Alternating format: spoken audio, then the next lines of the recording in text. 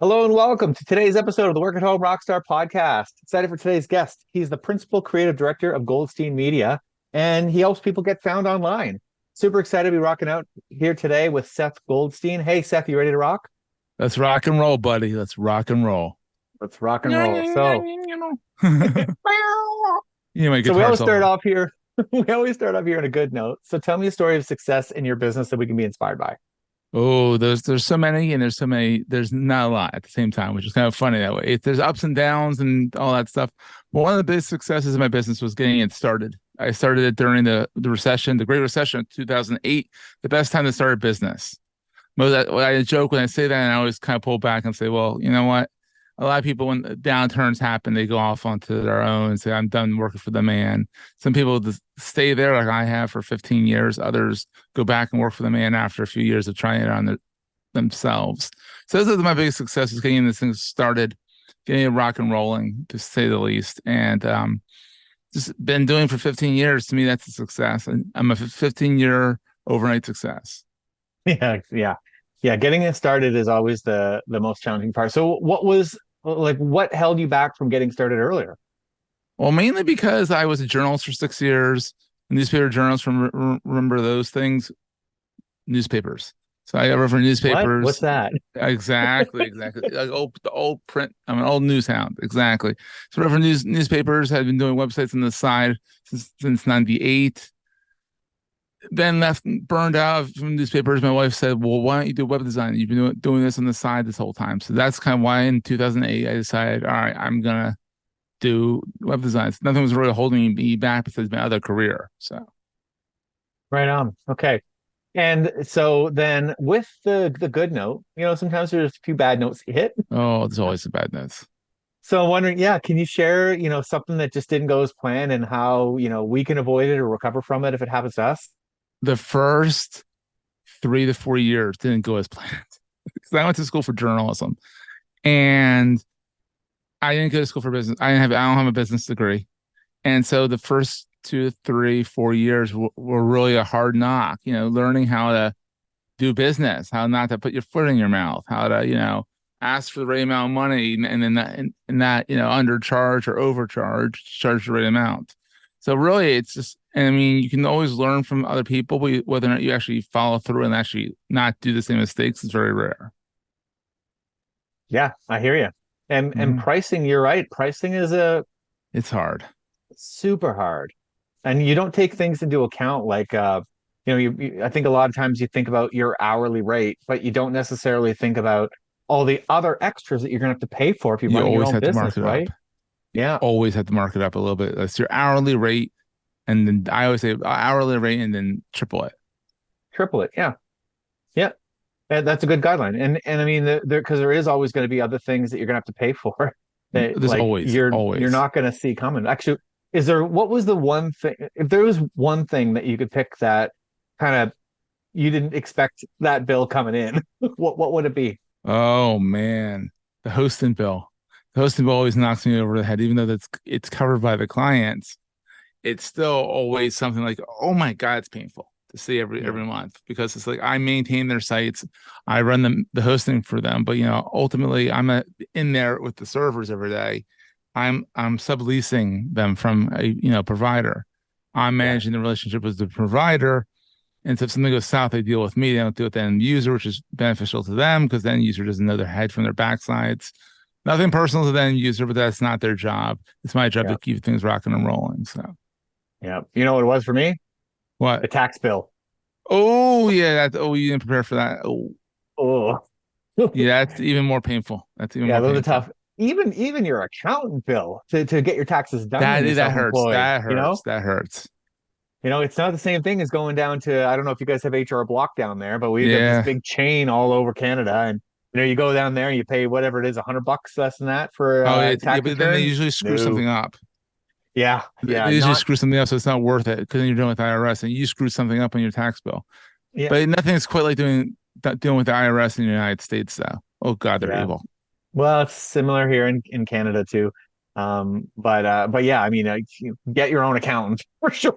Get And an account. make They're sure worth their weight in gold. they're Yeah. worth the money. Yes, it will knock you on your butt when you see that bill, but worth it. Would you right? rather do it yourself? No. No, not at all. So, okay, right on. Now, what about, let's talk a little bit about the instruments, the tools. What kinds Yes. of tools do you use in your business to get success? Oh, I love the tools. The tools are so much fun. Sometimes they're a little dangerous because they add up, and that's another bill that kind of hits you over the head sometimes. But like, I love Agora Pulse. Agora Pulse, it's actually their CMO is a fellow Canadian. He's over in Ottawa, they're Pro, and so I'm good friends with him. And I'm like, I'm gonna try out your product, and that's one of my favorite tools for managing social media. It's my clients, for myself, all that stuff. But also, I've been finding these AI tools like Lex.page is really cool. It's an open beta, but no, it's in closed beta, but it's free right now. And then there's the ChatGPT is kind of ubiquitous. There's Fathom.io, Fathom.fm, there's Castmagic.io, all these great things for podcasting. So when I do my podcast, Entrepreneurs Enigma, every twice a week, it's always helpful to have the show notes written for you instead of me trying to write the show notes up myself. Yeah, I use Fathom as well. Fathom, the owner of Fathom was on this podcast. That's how I found out Yeah, about it. Daniel, I just talked to him this morning, actually. Yeah, it was a great episode too. And actually I've been using it ever since. I was a little bit hesitant to use it at first, and then I started using it, and now I can't. I mean, it is the best note taker that I've seen, and I've tried to use like Fireflies and some of the other ones that Yeah. are out there. No, That it was does so much for fantastic. you. And it finds the quotes that you never thought you're gonna find. Yeah, yeah. But nowadays, like you said, with the AI tools, like man, there's so much out there to help. Mhm. Can you imagine if you'd started your business now as opposed to, you know, Yeah, it would definitely be 20? different though. Yeah. Yeah. Mind you, I imagine that it probably balances it out with the competition now. Yeah. Because back then, I mean, who are you competing with, right? Yeah, exactly. The competition is different now, and it's definitely evolved. A lot of people are like, "Oh, I do AI for you. I do AI for you." I'm like, "Well, I don't do AI for you. I supplement it with AI, but I do all the stuff myself because ultimately that's my differentiator. Is that I'm not relying on ChatGPT to say something intelligent. Call it as it's Yeah. spicy autocorrect. Yeah, that's exactly what it is. And I find it's great for um like I find the hardest part is that blank page, Oh, right? it's the worst. Yeah, Right? It's just it sucks. But if you can get ChatGPT to fill in that blank page and then you can just go in there and edit it, I find it saves so much time. And then on the other yeah. hand, if you have a chunk of something that someone's Mhm. given you, drop that in a ChatGPT as well, and it'll actually, pull out the parts that you need. I find the tool is It's great. great also when I ask them for their bio and they write it in the first person, I want it in the third person. I'm like, make this third person. It does it for me. Yep. Yeah. But I mean, I think that the cool part that I think about these AI tools is that um, when you wanted to get something done, when you wanted to leverage your time, you had to hire a person to do that stuff, and then Hmm. that person doesn't really know you, right? They don't really know what you're trying to do, and you Exactly. spend years, probably sometimes, definitely months, Yeah. onboarding these people to help them think the way that you think. When you use an Yeah, that's AI tough. tool, Yeah. it's you. You're doing your own thinking. You're just Uh-huh. having someone to help you with all those nitty-gritty details, right? Absolutely. It's just augmenting your intelligence. Yeah. Sometimes for the better, sometimes for the worse. Sometimes for the worse, yeah. I And mean, you, I I mean, definitely, you saw my bio. I gave you both. I gave you the ChatGPT one, which was like way over the top, and I gave you the one that I wrote. yeah, The one that I gave you was like ink stain journalist, and oh my god, it was very flowery. I was like, yeah, that's hilarious. I'm going to share it. If someone wants to use it, they can. But I'm like, they don't have to. yeah, yeah. That's cool. So yeah, lots of great tools out there nowadays Hmm. to help us.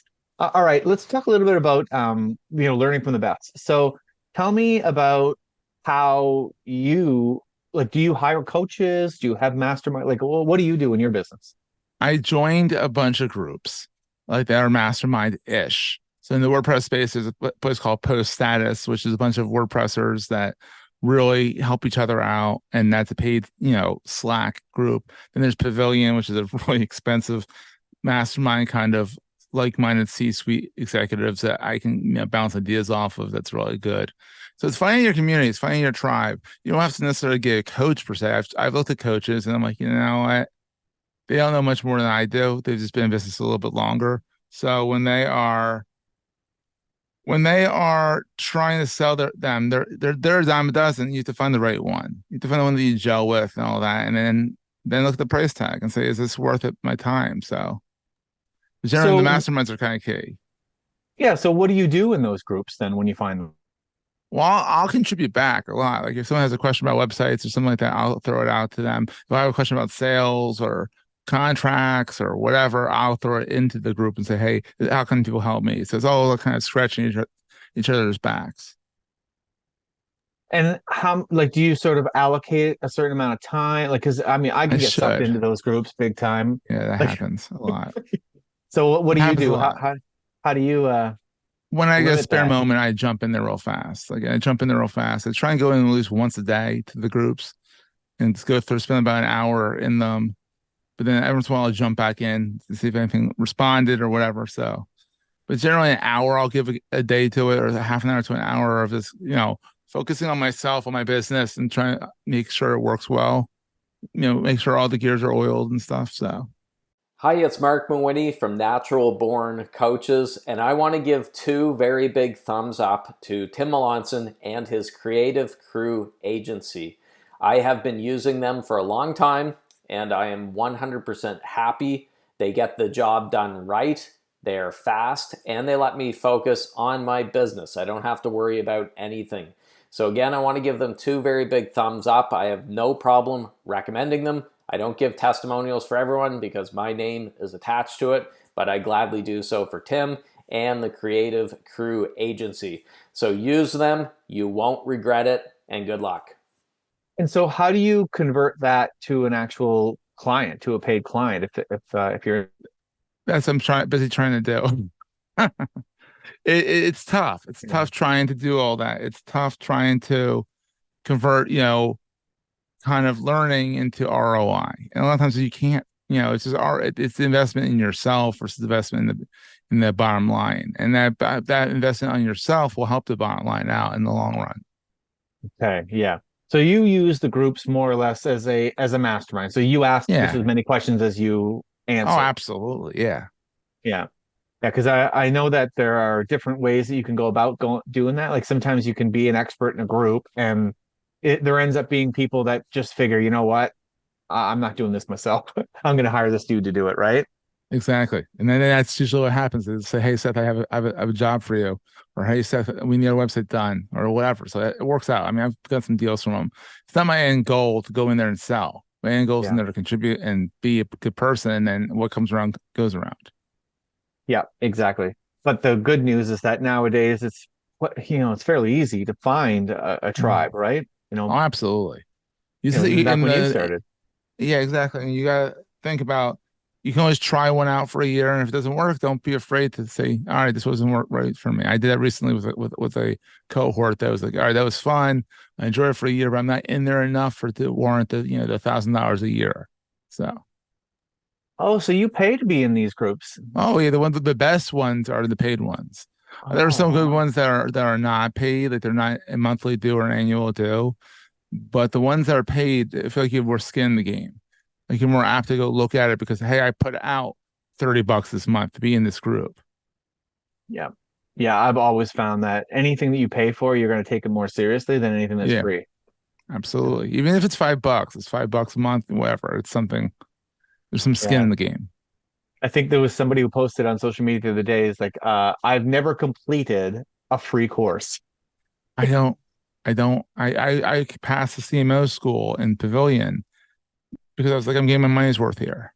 It made perfect sense for me to go into this and get some, education in here. And Pavilion has really great education programs for RevOps and all this good stuff that I didn't learn originally in school. So I went back and I learned more marketing techniques and stuff.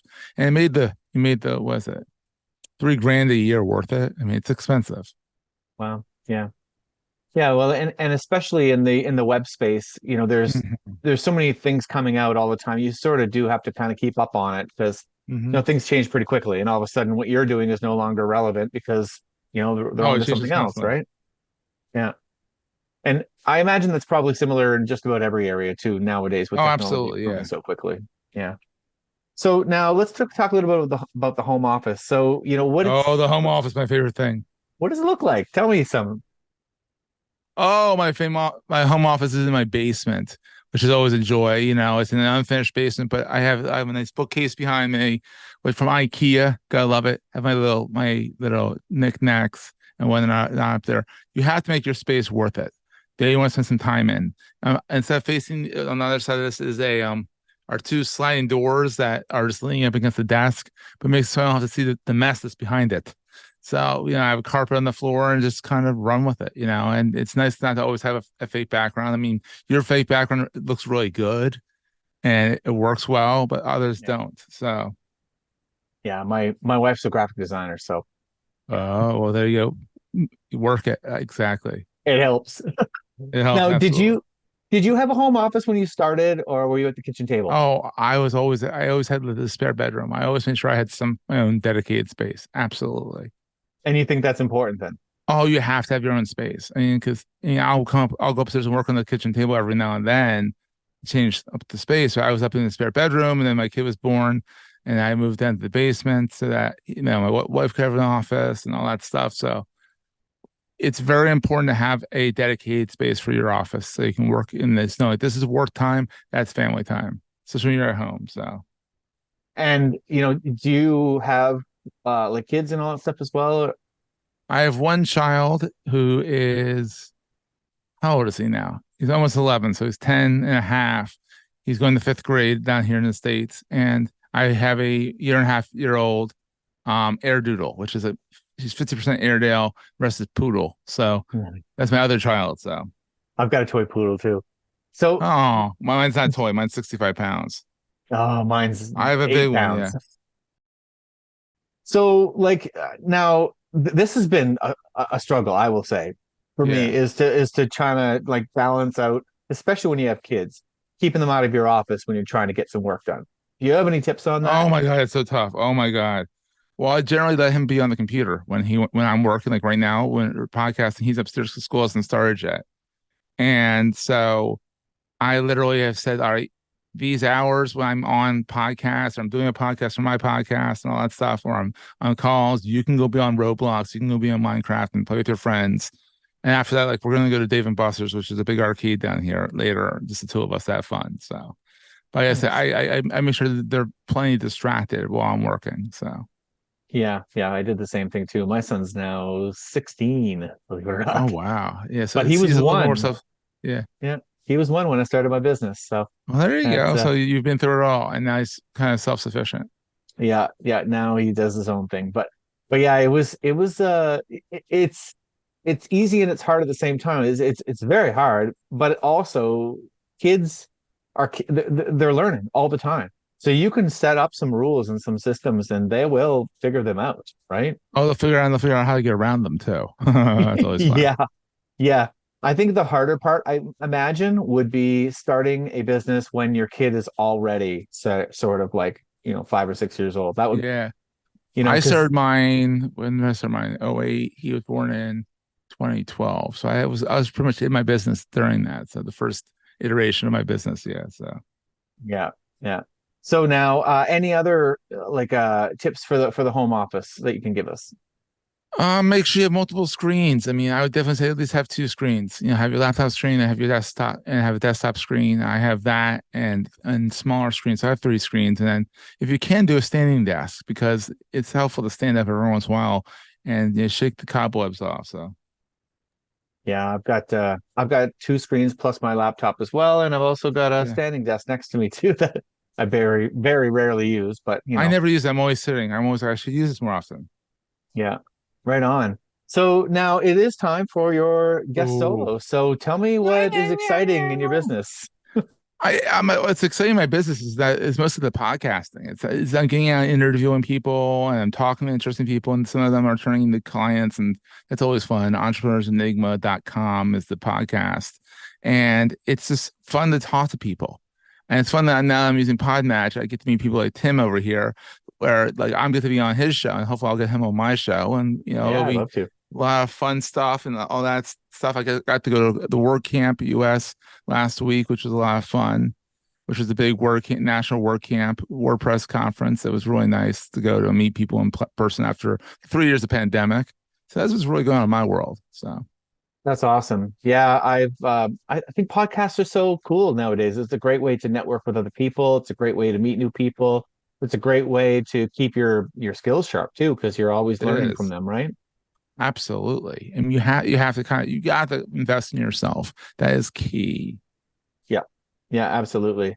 And so tell me a little bit more about your podcast, actually. My podcast runs twice a week on Tuesdays and Thursdays, goes out at 8 a.m. Eastern time. So about an hour. So 10 o'clock your, oh, no, 9 o'clock your time, because you're Atlantic time, I think, right? Yep, I am. Yeah. And it's just about the enigma of entrepreneurship, about how it's always a puzzle. And the ups and your all these overnight successes are really 15-year successes. People would look Yeah. like, oh, you had such big success. They've been in it for a lot longer than you think and struggling just like you have. And I like to kind of highlight that there is a struggle.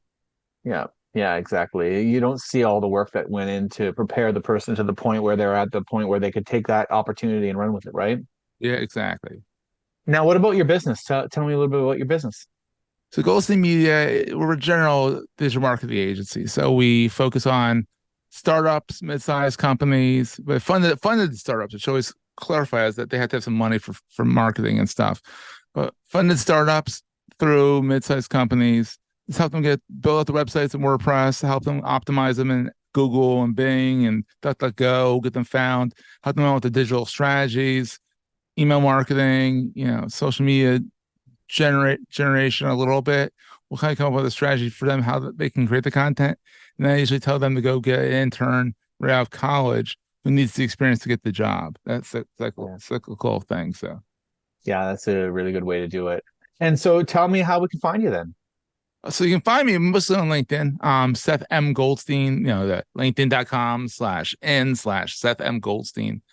That's a mouthful. It was Goldstein Media for the longest time. Then I realized that I shouldn't be my business name. It should be my name. So I changed it around and broke all the links all over the internet for the past 15 years, because they'll give you a 301 redirect on that. So boo on them. But you can also find me on Mastodon. I'm over at Philly Codehound at masto.ai.